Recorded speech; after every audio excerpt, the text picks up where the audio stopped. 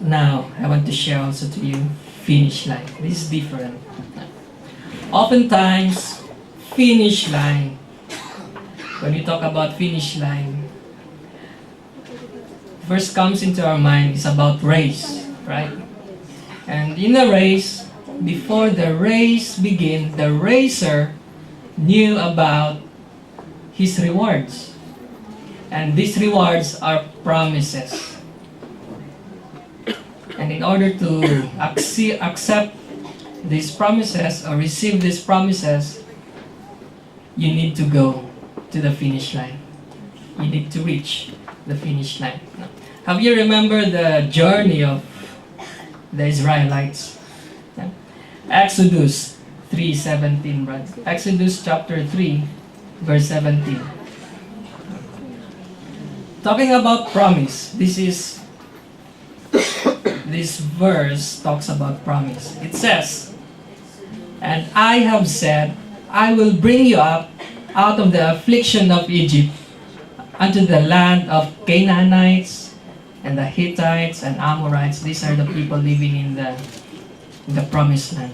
"And Perizzites and the Hivites and the Jebusites unto a land flowing with milk and honey." So who is giving the promise in this verse? It's God.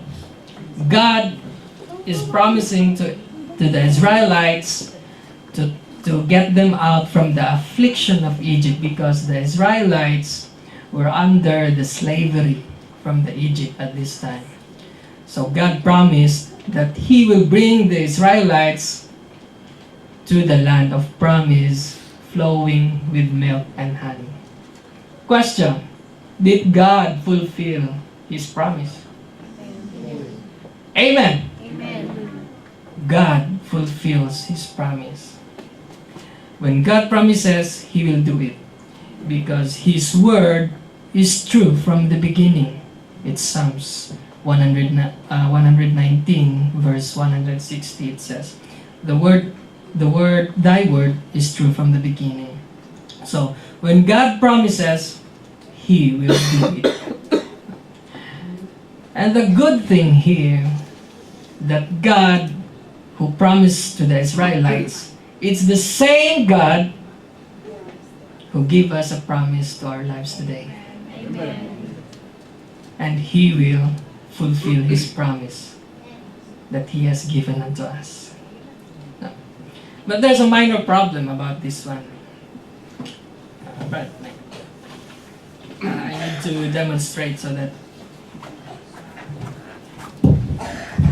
the illustration will be understandable. So we know God promises unto us. We can hold on unto it right now, but the fulfillment of this promise is there. And I am here, right? And in order to fulfill the promise, I need to go there, the finish line. So, I need to struggle in this path, this gap between me and the fulfillment of the promised land. So, and like the Israelites, they struggle this journey. There will be battles na para bang ikaw ay mag-give up ka na. Ikaw ay nauuhaw, na iniinitan dun sa desert land, in the wilderness. There will be that battles. We know that the fulfillment of God's promise is not just like a platter will be served in your dining table, nor LBC or FedEx right before your doorsteps. We need to undergo. We need to pass the struggles para dadaanan natin yung mga problema. Di ba yan ang tawag natin sa mga problema? Dadaanan lang. Hindi destinasyon, kundi dinadaanan lang. Amen? And God's promise is there, and I am here. Pero may problema pa rin eh. There's still a problem. I know you have all experienced this. When we are here in the path, struggling, we still feel, ang hirap, it's very difficult. That is why God gave us some encouragements in this book, in this Bible. If you feel that you're alone, that no one helps you, that everybody is leaving you, Hebrews 13 verse 5, it says, God will never forsaken you nor leave you. In Matthew 11:28, it says, come unto me, all ye that labor and heavy laden, and I will give you rest. God will give us rest. There's a lot of encouragements here in the book. That is why God gave His Word. Pero ang hirap talaga. Ito, Romans 8:18. Hindi ko memorize. Brad, tingnan mo. Romans 8:18. For I reckon that the sufferings of this present time not worthy to be compared with the glory which shall be revealed in us. The revelation is there in the finish line. Itong mga pinagdadaanan natin dito ngayon is nothing compared to the prize in the finish line. Amen. And the sad thing to the Israelites, not all of them reached the promised land. And it depends sa panunas. It depends on your perspective, on what's going on your life right now, so that you can reach the promised land. So, in summary, God gave us a promise. We can hold on to it right now. We know that God will fulfill His promise. Then it's up to you. If you will continue to your journey, if you will still standing, moving forward. And sometimes people will say, ayoko na. Walang nangyayari.